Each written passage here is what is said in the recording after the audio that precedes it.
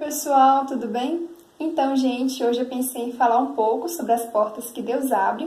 Primeiramente, lá em Apocalipse, no capítulo 3, versículo 8, está escrito: Eu conheço as tuas obras, eis que diante de ti pus uma porta aberta, e ninguém a pode fechar, porque tens pouca força, e guardastes a minha palavra, e não negastes o meu nome. Durante a sua segunda viagem missionária, Paulo se dirige a Filipos e funda a primeira comunidade cristã na Europa. Filipos era a capital da antiga província romana, chamava-se Macedônia, e recebeu esse nome por causa de seu fundador, que era Filipe, filho de Alexandre Magno. Tradicionalmente, quando os judeus iam fundar uma sinagoga, que era um local de oração, eles precisavam ter um número específico de pessoas. Quando isso não acontecia, eles costumavam se dirigir para locais abertos, como próximo aos rios, que foi o que aconteceu lá em Atos, no capítulo 16, a partir do versículo 16, que narra que Paulo e Silas estavam se dirigindo para um local de oração, enquanto eles encontram com uma jovem que estava possuída por um espírito de adivinhações.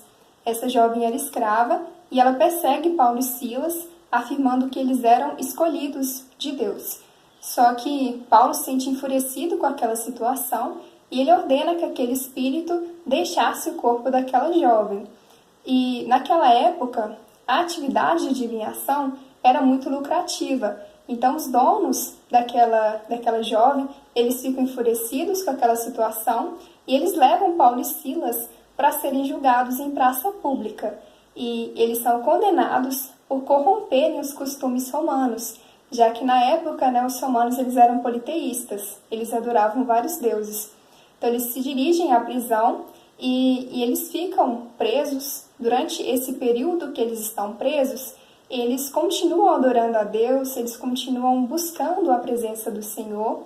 E por volta da meia-noite ocorre um terremoto, as correntes se quebram, as paredes, as portas se abrem da prisão, só que eles se mantêm dentro da prisão, e inclusive o carcereiro pensa que eles haviam fugido e tenta o suicídio.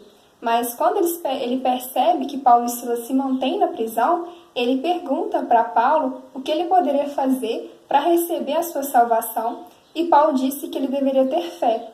E tanto o carcereiro quanto a sua família foram batizados, se renderam ao Senhor, e posteriormente Paulo e Silas também são soltos da prisão.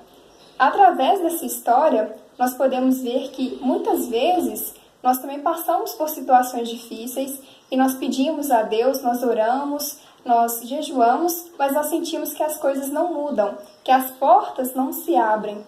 Mas Deus quer que nós venhamos saber esperar o tempo certo, porque para todas as coisas tem um tempo certo do Senhor.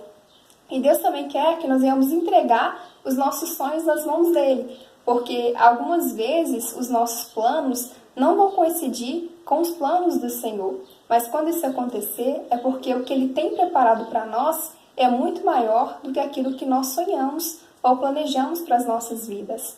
Lá em Isaías 64, versículo 4, está escrito: Deus trabalha por aqueles que nele esperam. Então, Deus não trabalha na nossa ansiedade.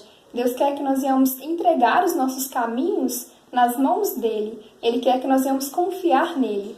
E a ansiedade é um sinal de que nós não estamos confiando que ele pode fazer o melhor por nós. Então, que nós possamos saber esperar o tempo certo para cada coisa de nossas vidas. Aquela oportunidade de emprego, aquela oportunidade de estudos que nós estamos precisando, ou em qualquer outra área de nossas vidas, Deus tem o tempo certo para cada coisa. Outro ponto importante é que muitas vezes, quando nós observamos os nomes de pessoas que estão na palavra de Deus, nós não imaginamos que para que uma porta fosse aberta na vida dessa pessoa, toda a trajetória que aquela pessoa teve que viver para que aquilo ocorresse. Todos os tropeços, todas as dificuldades, tudo aquilo que esses homens de Deus enfrentaram. E também, muitas vezes, vai ser assim nas nossas vidas. Para que uma porta seja aberta, nós vamos ter que enfrentar, sim, muitas coisas. Com a história de Paulo e Silas, nós vemos que Deus abriu várias portas, como, por exemplo, a porta da salvação. Através da vida de Paulo e Silas, do seu testemunho, outras vidas também se renderam ao Senhor, que foi o carcereiro e a sua família. E Deus também quer que nós venhamos plantar a semente da palavra de Deus no coração, na vida das outras pessoas. Que nós possamos, assim como Paulo e Silas, que através do nosso testemunho, outras pessoas venham querer também conhecer a palavra de Deus. Outra porta importante é a porta da provisão.